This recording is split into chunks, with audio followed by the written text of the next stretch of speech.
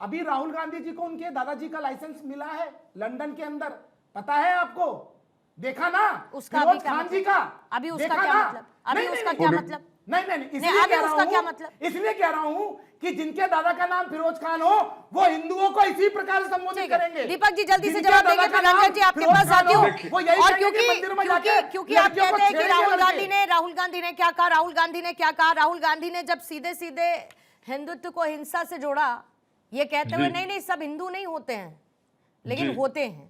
हिंदुत्व को आप जोड़ते हैं हिंसा से, और फिर उसके बाद जनेऊधारी ब्राह्मण कहते हैं खुद को राहुल गांधी, और आप कहते हैं कि उन्होंने कभी कोई ऐसा बयान नहीं दिया। अब देखिएगा, सुनिएगा। सर्वे भवन्तु सुखिनः सर्वे सन्तु निरामया सर्वे भद्राणि पश्यन्तु मां कश्चित् दुख भाग भोगे। ये हमारा सनातन है कि सभी सुखी हो, सभी निरोगी हो, सभी ठीक से रहें। और हमारे सनातन में हिंसा की बात नहीं है, हिंसा की बात कहीं नहीं आती है। राहुल गांधी जी ने कहा था कि जो हिंसा करता है अहिंसा परमो धर्म, लेकिन साथ में है धर्म हिंसा तथा विजय। यदि सुनिए अहिंसा परमो धर्म है, लेकिन धर्म हिंसा पर तथा विजय भी है। हम शास्त्र भी लेके चलते हैं, शस्त्र भी लेके चलते हैं। हमारे सभी देवी देवताओं के हाथ में शास्त्र भी है और शस्त्र भी है। यदि आप सम्मान करेंगे तो शास्त्र पढ़ेंगे, यदि आप हिंसा करेंगे तो शस्त्र से सामना करेंगे, याद रखना। ठीक है, रुकिए दीपक जी बोलिएगा जल्दी, फिर मुझे। तो भाई सरकार ने क्या चूड़ियां पहन रखी है आपकी? अब सरकार ने चूड़ियां पहन रखी हैं का क्या मतलब? चूड़ियां पहनने में काम करती है, चूड़ियों में क्या समस्या है? चूड़ियों में क्या समस्या है दीपक झा जी? सुनिए मैं बताता हूं, बात यह है। नहीं चूड़ियां पहनने से क्या तात्पर्य आपका? चूड़ियां एक सेकंड मैथिल साहब मैं बात कर रही हूँ। चूड़ियां पहनने से क्या मतलब दीपक झा जी? सरेंडर कर देना। चूड़ियां पहनना मतलब सरेंडर कर देना। Okay, now hear me out. आपके घर में महिलाएं हैं? अरे आजकल पुरुष भी चूड़ियां पहनते हैं। आजकल पुरुष भी आपके घर में महिलाएं हैं? अरे पुरुष भी चूड़ियां आपके घर में महिलाएं हैं? अरे पर्सनल क्यों होने की जरूरत? अरे नहीं, क्योंकि आप पर्सनल हुए। चूड़ियां पहनना मतलब सरेंडर कर देना। कौन सी किताब में पढ़ के आ गए भाई? नहीं, चूड़ियां पहनना कौन सी किताब में पढ़कर आ गए आप? जो चूड़ियां पहनता है वो सरेंडर करता है क्या? आपके घर की महिलाएं चूड़ियां पहनती है तो सरेंडर कर देती है क्या? कौन सी किताब में? कौन सरेंडर करता है बताइए जरा मुझे। चूड़ियां पहनने का मतलब सरेंडर करना कैसे? तो चूड़ियों पहनना कौन सी किताब में लिखा है? मैं पूछ रही हूँ, चूड़ियां पहनना मतलब सरेंडर करना कैसे? चूड़ियां महिलाओं की सम्मान की बात है। तो फिर सरेंडर करना कैसे हुआ? तो अरे चिल्ला क्यों रहे हो भाई? चिल्ला आप क्या कर रहे हैं? आप क्या कर रहे हैं? ये बताइए, सवाल पूछिए कायदे से। पूछ लिया, आप कायदे से जवाब दीजिए, कायदे की बात करिए। चूड़ियां पहनना मतलब सरेंडर कर देना नहीं होता है ना साहब। आप इतना पहले जरा सुनिए मेरी बात, सुनिए मेरी बात। थोड़ा सा दिमाग को बड़ा करिए दीपक झा जी, थोड़ा सा दिमाग को बड़ा करिए। चूड़ियां पहनने का मतलब सरेंडर करना नहीं होता। That's all. चूड़ियां पहनना सरेंडर करना नहीं होता। इसमें बीजेपी का कोई लेना देना नहीं, इसमें समाजवादी पार्टी का कोई लेना देना नहीं, इसमें कांग्रेस का कोई लेना देना नहीं। सीधी सी बात है, चूड़ियां पहनने का मतलब सरेंडर करना नहीं होता है। बस इस बात पर मुझे ऑब्जेक्शन है। अगर आपको इस पर अनवरत बहस करनी है तो करते जाइए, लेकिन चूड़ियां पहनने का मतलब सरेंडर करना नहीं होता, नहीं होता, नहीं होता। क्लियरली नजर आता है कि सोची समझी रणनीति है, स्ट्रैटेजिक चल रहा है सब कुछ। फिर उसके बाद कहने वाले कह देते नहीं हमें तो कोई चुनावी फायदा नहीं चाहिए, हम तो कोई इमेज पोर्ट्रे करने की कोशिश नहीं कर रहे। अगर नहीं है और ये सिर्फ श्रद्धा है तो चुनावी साल में क्यों? पूर्णिमा जी, आज दीपक जिस तरीके का बात कर रहे थे संत सनातन और नारी के विषय में, जो इनका चेहरा आया वो अचानक एक्सपोज हो गया। जिस तरीके से इनकी मानसिकता जो रही है, ये आज सनातन की चिंता करते हुए नजर आ रहे हैं। इनके सर्वश्रेष्ठ नेता ने ही कहा था कि हिंदू हिंसक होते हैं, ये सबने देखा है। दीपक जी आपकी आवाज नहीं आ रही है, बस बता रही हूँ आपको। हाँ, आज डिबेट का विषय ये नहीं है। आज डिबेट का विषय है कि जो मुक्तेश्वरानंद जी हैं उसको मारेंगे, और बात जब कोई करेगा विपक्षी नेता तो उसको कहेंगे कि चुनावी मुद्दा है। कोई चुनावी मुद्दा नहीं है, इसका कोई चुनाव से वास्ता नहीं है। सीधी बात आप नारी का सम्मान नहीं करते हैं, लेकिन नारी का सम्मान नहीं है।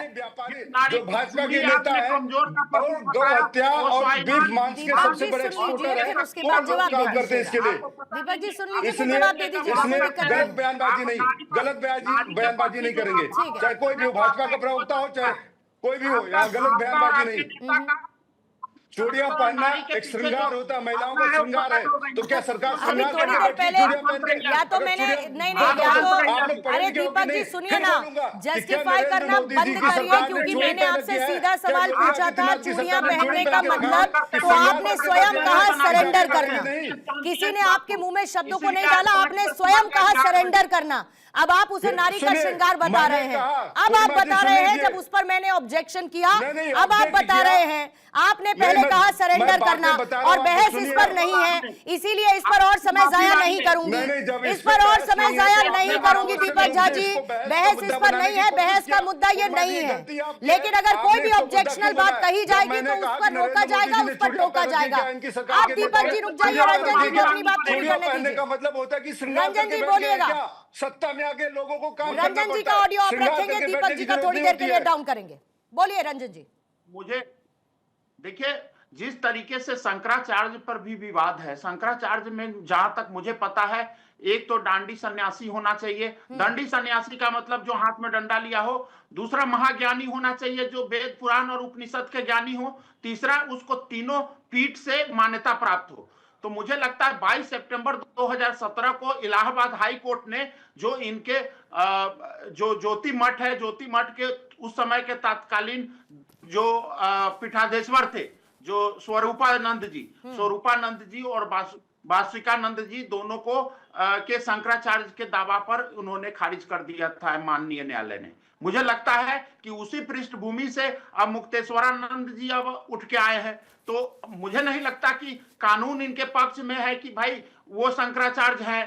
दूसरी तरफ ये देखा जाए कि आदरणीय योगी जी को तय करना है रंजन जी, वो हमको आपको वैसे भी नहीं तय करना है कि वो शंकराचार्य हैं या नहीं है, इस पर हमको थोड़ी फैसला तो लेना है। शंकराचार्य नहीं, बिल्कुल नहीं लेना है। तो उस प्रोटोकॉल को वो खोजते क्यों है मेला के अंदर, चाहे कहीं भी? उस प्रोटोकॉल को खोजना भी नहीं चाहिए। मुझे लगता है कि आदरणीय योगी जी को भी ये शब्द नहीं बोलना चाहिए, क्योंकि हाँ, मुझे मालूम है कि बहुत सारे ऐसे धर्म गुरु रहे हैं विभिन्न धर्मों में जो अनुकरणीय कार्य नहीं किए हैं पीछे के दिनों में, लेकिन इसका मतलब ये नहीं कि किसी संत के लिए वो काली नेमी जैसा शब्द का प्रयोग करे। तो मुझे व्यक्तिगत रूप से आदरणीय योगी जी से इस बात पर भी ऑब्जेक्शन है कि उनको नहीं कहना चाहिए। ये एक लड़ाई है, ये उनकी दोनों की जिद है, तो जिद को आपस में रखे। लेकिन मुझे लगता है पूर्णिमा जी कि इस पर राजनीति करने का विषय नहीं है, डिबेट का विषय नहीं है, बल्कि सनातन और संविधान दोनों से मानव धर्म की रक्षा करने की जरूरत है। जी पूर्णिमा, 1 मिनट दे रही हूँ, 1 मिनट का टाइमर रखेंगे मैथिल जी के लिए, फिर कटियार साहब आपके पास आ रहे हो, दीपक जी फिर आपके पास आते। धन्यवाद। देखिए, दीपक झा जी ने अपनी स्टेटमेंट में कहा कि जो अभी मुक्तेश्वरानंद जी हैं वो गौ हत्या के प्रतिबंध की बात कर रहे हैं। तो मैं पहले तो आपके दर्शकों को बता दूं कि श्रद्धेय अटल जी ने 2003 में सेंट्रल लेजिस्लेशन, केंद्रीय कानून लाने की कोशिश की थी, उनको इन्हीं कांग्रेसियों ने उसको गिराया था। एक बात और, आर्टिकल 48 के अंदर अटल जी सदैव ये कहते थे कि गौ हत्या जो है प्रतिबंधित होनी चाहिए। लेकिन बात यहां पर कालनेमी की जो आई थी, कालनेमी की बात आने के बाद आपको सामने दिखाई दे गया, देश की महिलाओं का अपमान करने वाला कौन? कालनेमी सामने बैठे हैं। उसके अलावा हर मुद्दे में राजनीति ढूंढने वाला कौन? कालनेमी सामने बैठे हैं। हिंदुओं की एकता को तोड़ने की कोशिश करने वाले कौन? वो सामने बैठे हैं। और एक बात, इतने विराट कुंभ को कलंकित करने की कोशिश करने वाले कौन थे? सामने बैठे हैं। और अब माघ मेले में नई नई परंपराएं चलाकर प्रशासन से टकराव कर कर एक सनातन के अंदर जो एक मैं ये कहूं कि टकराव पैदा करने की कोशिश करने वाले कौन है? वो सामने बैठे हैं। तो श्रद्धेय मुख्यमंत्री योगी आदित्यनाथ जी ने जिस कालनेमी के विषय में इंगित किया था, वो वही लोग हैं जो सनातन की एकता तोड़ना चाहते हैं, नाना प्रकार से आडंबर कर कर विपक्ष को बलि करने की कोशिश करना चाहते हैं और हिंदुओं की एकता को तोड़ना चाहते हैं। लेकिन हिंदू टूटने वाला नहीं है, उनको दिख रहा है कि कौन सच्चा है और कौन झूठा है। ठीक है कटियार साहब, सारी चीजों को देखकर ऐसा लगता है कि ये बहुत जानबूझकर फैलाया जा रहा भ्रम है। अब इससे किसको फायदा मिलना है, किसका नहीं, किसका चुनावी फायदा है, नुकसान, मैं उस पर नहीं जा रही। लेकिन अगर ये भ्रम फैलाने की कोशिश नहीं होती तो क्या इसको एक वास्तविक प्रशासनिक चूक के तौर पर नहीं देखना चाहिए? क्या आप ये मान लीजिए कि किसी का व्यक्तिगत प्रोटोकॉल किसी व्यवस्था से बड़ा हो सकता है? इसको जानबूझकर क्या बड़ा करने की कोशिश नहीं की गई है? अब उसके पीछे जो भी वजह हो, लेकिन ऐसा लगता है कि जानबूझकर इस मुद्दे को बड़ा करने की कोशिश हो रही है। 1 मिनट का टाइमर रख रही हूं कटियार साहब। नहीं, पूर्णिमा जी, जो ये अभिव्यक्तेश्वरानंद महाराज हैं, इनके जो ये आप उत्तराधिकारी हैं स्वामी स्वरूपानंद सरस्वती साहब के, वो भी स्वतंत्रता संग्राम सेनानी थे। उनके प्रति भी आरएसएस और भाजपा का रवैया हमेशा गलत रहा, नकारात्मक रहा। जब राम मंदिर की बात आई तब भी मामला रहा। ओवरऑल पूर्णिमा जी एक सीधी सी बात है, जो भी धार्मिक संस्थान अब भाजपा के दरवाजे पे जाके नतमस्तक होके उनके अनुसार धर्म की व्याख्या नहीं करेगा, भारतीय जनता पार्टी उन्हें डिफेम करेगी, उन्हें मजबूर करेगी, उन्हें लाचार करेगी। ये बात अब इस देश के आम आदमी को समझ में आ गया है, ये चलने का नहीं है। आरएसएस और ये देश की सत्ता, इन्हें ना धर्म से मतलब है ना समाज से मतलब है। इन्हें सत्ता में बने रहने के लिए हर चीज का इस्तेमाल करेंगे। धर्म की राजनीति करके कांग्रेस सत्ता तक पहुंची है, और कोई और इनको घेर कर अपनी सत्ता को प्रबल करने की कोशिश नहीं करेगा।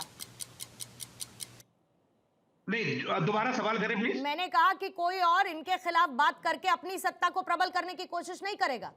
नहीं पूर्णिमा जी, और कोई दल भारत में राजनीति को धर्म का हथियार मानता ही नहीं है। अच्छा, धर्म को राजनीति में लेके आके उसी पे सवार होके सत्ता तक का रास्ता सिर्फ भाजपा ने तय किया है और किसी दल ने नहीं। भक्तों की हत्या किसने की? 2015 में बनारस के अंदर इन्हीं अभिमुक्तेश्वरानंद को लाठियों से कितने पीटा, ये बताओ जरा।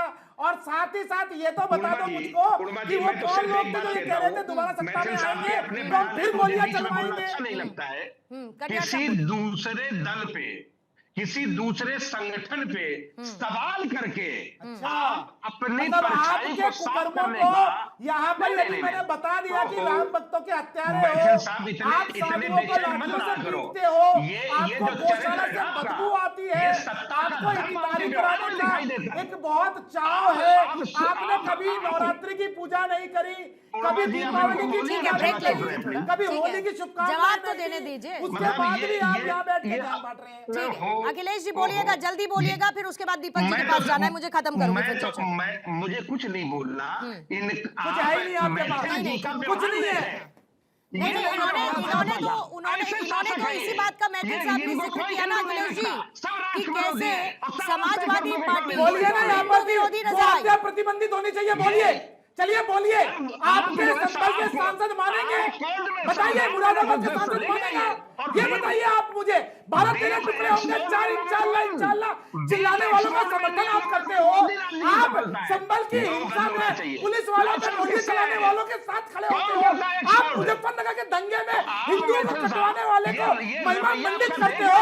यहाँ बैठ के ज्ञान बांट रहे हो। हिंदुओं को मुआवजा देने के नाम पर आपने जो है मना किया, तब हाई कोर्ट ने आपको फटकार लगाई। ये बैठ के ज्ञान बांट रहे हो। आज छदम हिंदू बन गए, आप मारीच बन गए, आप यहाँ बैठकर दिखावटी हिंदू बन गए क्योंकि चुनाव आ रहा है। जवाब दिया आपको, ठीक है, अयोध्या में जवाब नहीं, मिला लेकिन आपको, अयोध्या कटियार में। साहब